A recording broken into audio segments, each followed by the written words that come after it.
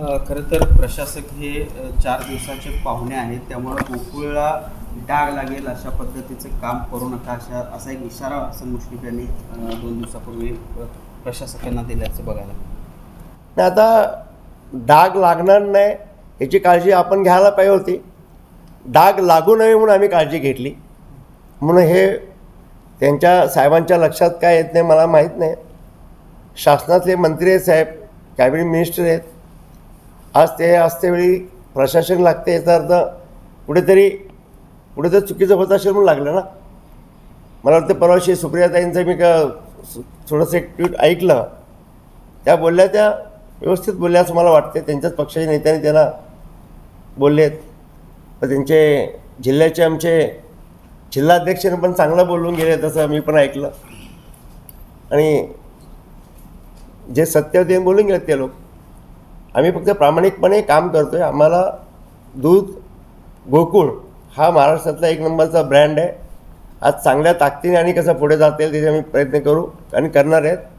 आम्ही वैयक्तिक लक्ष घालून आम्ही अजून काही ठिकाणी समजा रेल्वेज असेल किंवा अजून कुठल्या संस्था असेल, अजून कुठले मोठमोठे इंडस्ट्री असतील, तिथं आम्ही गोकुळ अजून कसं वाढेल त्याची आम्ही काळजी घेतो आहे आणि प्रामाणिकपणे ते काम करतो. दावा केला होता की अब्रू नुकसानीचा दावा ठोकला जाणार असं देखील त्याला आणखी एक 8 दिवसाची मुदत देतो असं हसन मुश्रीफ म्हणाले.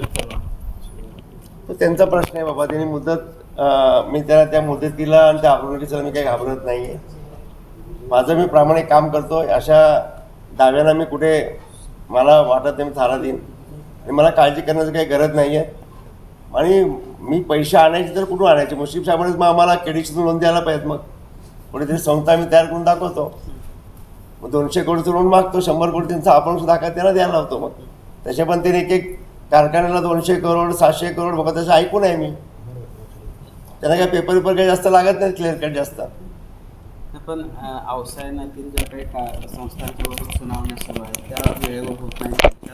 ज्यांची सुनावणी झालेली आहे त्याच्या संदर्भातले निकाल दिले जात नाहीत आणि त्यामुळं कुठंतरी निबंधक जे आहेत ते राजकारण करत आहेत असा देखील त्यांचा एक आरोप आहे. किंवा राजकीय अधिकाऱ्यांनी राजकारण करू नये असं म्हणणं आहे त्यांचं. प्रशासनातले जे अधिकारी आता मी पाहिले, त्यांची भेट झाली, 3 अधिकारी भेटले.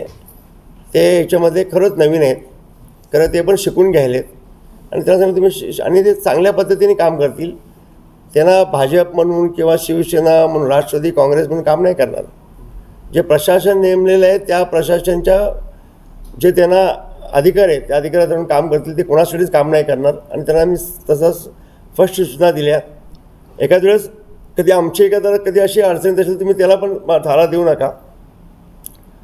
पारदर्शकप्रमाणे जे काम करायचं आपण कडक शिस्तीने करा आणि त्याच्यामुळे तुम्हाला कोणी आता नवीन काय झालं आहे हे प्रश्न असल्यानंतर प्रत्येक गावाला ठरवून त्यांचे कार्यकर्ते मोर्चा काढायचं, हे चौकशी लावा, ह्याची माहिती द्या, त्याची माहिती द्या असं करतात आणि त्यामुळे त्यांना काम करू देत नाहीत. मग त्यांना सांगितलं जे आमचे MD असतील तिकडे गोडबोले साहेबांची आज त्यांची भेट झाली, ते त्यांचं ते काम बघतील. तुम्ही प्रशासन नेमले, तुम्ही प्रशासनचे 3700 संस्था आहेत, 1210 आहेत, त्यासाठी तुम्ही ते काम करा. जे दूध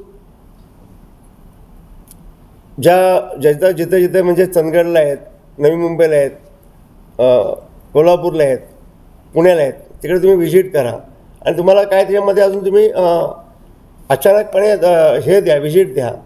त्यामुळे तुम्हाला काही गोष्टी निष्पन्न होतील. पण काय नोकर भरती त्याच्यामध्ये आपण दिलेत आणि एवढं काय असं काय विषय तिथे मग लपून राहिलेला नाही आहे. थोड्या दिवसात सगळं समोर येईल सर्व. पण या सगळ्या प्रकरणामध्ये सतेज पाटील काहीशी वेगळी भूमिका घेताना दिसत आहेत. शिवाजी पाटील यांचा काहीतरी गैरसमज झालेला आहे, त्यांच्यासोबत कोणीतरी चर्चा करण्याची गरज आहे, त्यांचे गैरसमज दूर करण्याची गरज आहे असं त्यांचं म्हणणं आहे. अशी कोण चर्चा करायला आलं तर तुम्ही ती ऐकणार आहात का किंवा तशा पद्धतीने काही चर्चा? नाही, माझा गैरसमजचा विषयच नाही आहे. तुम्ही विचार करा, आदरणीय आमचे नेते ब्रह्मण्णा पाटील साहेब 50 वर्ष राजकारण करून 140 डेऱ्यांच्यावरती जाऊ शकत नाहीत. ते प्रामाणिकपणे काम करून एवढे उभे. ह्या लोकांनी इनलिगली संस्था 1200 उभे केल्यानंतर आमच्या दूध संस्थांना कुठे मानसन्मान असेल का? आणि एक सांगा, आज जिल्ह्यामधलं चंदगड आजरा गडिंग्लजमधलं दुधाची फॅट आणि दुधाचा दर्जा कुठल्या लेवलचं तुम्ही बघा ना. आज तुम्ही आज संचालकांना पण कबूल करून घेतला मी. आज त्यांना 65% आमचा तो दर्जा आहे, तर आम्हाला तो मानसन्मान दिला जातो का? नाही दिला जात. आम्हाला आमचे संचालक बॉडी दिले आहेत का? नाही दिले गेले. आमची कामगार भरतीमध्ये आमचा अधिकार आहे का? नाही दिला गेला. रूटमध्ये आमचा आहे का? नाही. आमचा फक्त वापर होतो ना. आणि अशा जर संस्था आम्ही जर ह्या रजू झाल्या तर मग आम्हाला कुणालाच न्याय मिळणार नाही ना. मी तर संचालक बॉडीमध्ये मला कुठला इंटरेस्ट नाही आहे की मला संचालक व्हायचं अपेक्षा नाही आहे. फक्त हे होऊ नये आणि चंदगड आजरा गडिंग्लज उत्तूर आणि काही भागातले नागरिकांना अन्याय होऊ नये.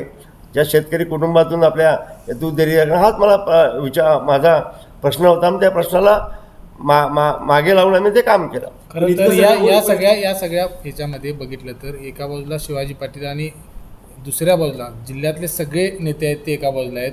कोणच याच्याबद्दल बोलत नाही. नेमकं काय आहे? हे सगळे मिळून एकत्र गोकुळचा अशा पद्धतीनं कारभार करतायत की काय नेमकं? आता मी नेत्यांची नावं घेणं योग्य नाही. काय बऱ्याच नेत्यांचे कारखाने आहेत, संस्था आहेत, KDCचं लोन आहे. त्यांचे न बोलण्यासारखी मनस्थिती आहे. खरं त्यांचा आशीर्वाद, त्यांचा पाठिंबा मला देतात, माहिती देतात आणि पाठीशी सोबत आहेत आपल्या. खरं आता त्यांच्या अडचणीचं काय करणार? म्हणजे उघडपणे येऊ शकत देऊ शकत